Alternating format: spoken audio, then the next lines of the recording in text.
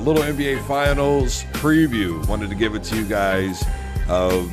Basically what I think this series is going to come down to. I know a lot has been made about the first two games that the Warriors and the Toronto Raptors played in the regular season, which is great. I mean, it's great for contrast and comparison. It gives us a little something to kind of get a feel off of. Here are the things, though. Number one, when you look at those first two games, the first game, there was no Draymond Green and there was no Steph Curry. And Kevin Durant played a hell of a basketball game. Not in the first half so much. Obviously, I believe they were down 14, the Warriors were, if I remember correctly, at one point in that game.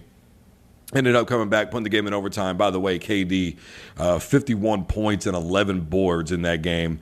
I think it was 37 for Kawhi Leonard. Then, of course, in game two, it was just a complete blowout. Right? Literally, because when you do contrast a comparison with these two games, you have to understand something. Is that the first game statistically was actually very close by any stretch of the imagination. Number of rebounds were similar, number of turnovers were similar, points in the paint were similar.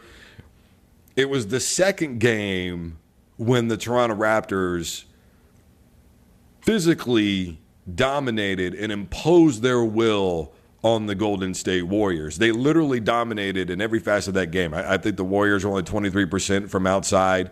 They turned the ball over more times. They were not very good from the free throw line. I think 9 out of 13. They didn't get there very often. The Raptors got there more often, shot 84% from the free throw line. So there was a huge amount of significant differences when it came to the second game, which was obviously far less competitive, even with basically a full roster for the Golden State Warriors during that time frame. When I look at the Toronto Raptors and I look at East versus West, one of the things that I see, number one, is Toronto, by my count, is roughly 23-8 against teams in the Western Conference. So that tells me that Kawhi Leonard not only has that edge still with the Western Conference because he played in the Western Conference and knows what to expect when it comes to some of these teams. But for me, it's the unafraid approach that Kawhi Leonard takes to the game of basketball and the way he plays defense. You have to remember, Giannis shot basically 60% until he faced Kawhi Leonard in these Eastern Conference Finals and only shot 35% from the floor. This game is going to boil down, to me, to the cat and mouse game between head coach Nick Nurse of the Toronto Raptors and head coach Steve Kerr of the Golden State Warriors. And I'll tell you why. Because I think a lot of this is going to have to do with the use of Kawhi Leonard in this basketball game. How much time do I need to play him? How much rest do I need to give him? And when can I count on my role players when the Warriors are rotating their guys in and out and probably always left with at least one of their star scorers on the floor at any given moment? Because as we've seen in these Western Conference Finals, Draymond Green has the capability of dropping a triple-double on you.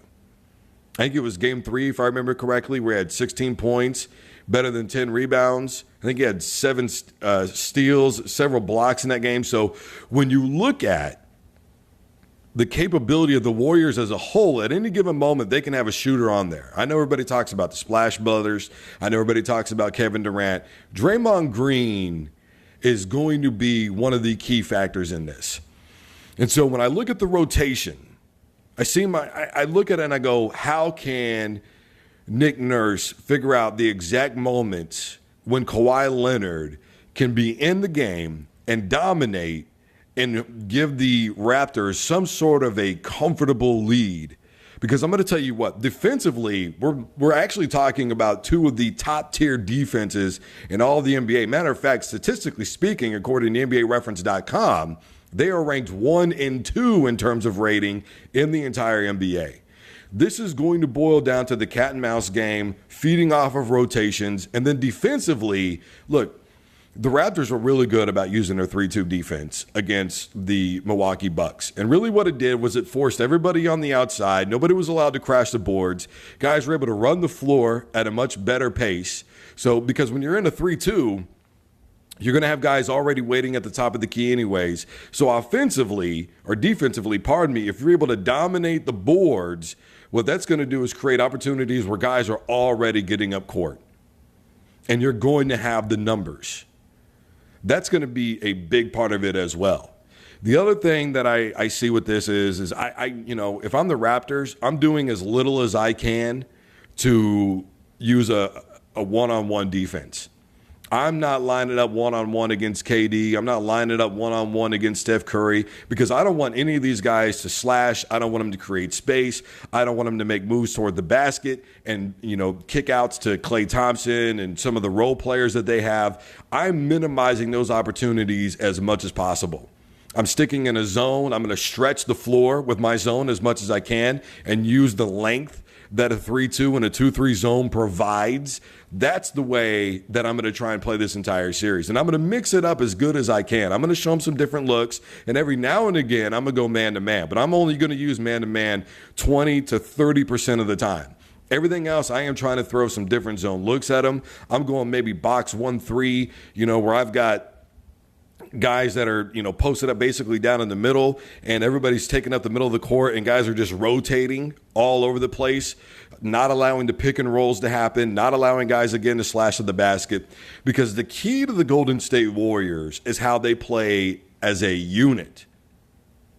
The Golden State Warriors have no qualms about either if I'm feeling it, I'm going to put it up, or look for that next open opportunity. Now, the Raptors, I think, are just as good at that.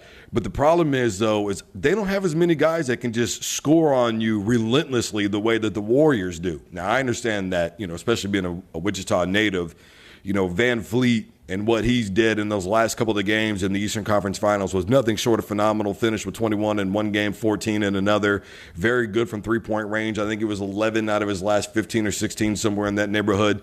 So I am doing what I can to make sure that when my role players are in there, and there's going to be moments when they're up against the superstars of the Golden State Warriors, that I am doing everything I can defensively to minimize opportunities with those zone looks and create opportunities with fast break points, so that way I can generate some offense and do just enough to either keep myself in the ball game or keep, a little bit of a comfortable lead until Kawhi can come back in, who, by the way, is going to have to play a complete game of basketball.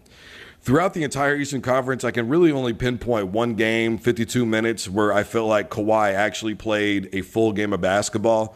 The rest of the time, we saw like 10 for 26 shooting in one game. We really saw Kawhi Leonard struggle a lot, and the team really did rally around him, but Kawhi did enough to be able to separate himself for the most part in some of those games. But it was never really a complete game from Kawhi. We would see, one quarter he would play great, and another quarter it was just kind of like he would fall off the edge. So if I'm Toronto, the bottom line here is this. I'm using a lot of zone defenses, and I'm trying to keep my guys stretched out all over the floor as much as possible and keep that middle sewed up by not allowing guys to crash in, and use those missed buckets to create as many defensive rebounds and fast break points as possible, so that way I'm not giving Golden State second chance opportunities. I am doing all that I can with my rotation to use it to my advantage against the Golden State Warriors and let my defense keep my offense in the game. The antithesis, obviously, is if I'm Golden State, I'm trying to set up as much half-court offense as I possibly can. And without my superstar, Kevin Durant, I am relying on Steph and Klay to figure out a way to create space, as they're so good at doing, creating their own opportunities. And then I'm looking towards my bench, which is probably the best in the entire NBA, to sustain my team when I want to rest my star players. And so that way I can use them later in the fourth quarter to come up well-rested and with big plays. Guys, I am Drew Duncan, host of the Full Court Press. Facebook, Twitter, and Instagram is all at Drew Duncan 83. Don't forget, you can always find the Full Court Press on Facebook and Instagram as well. And as always, don't you dare touch that dial.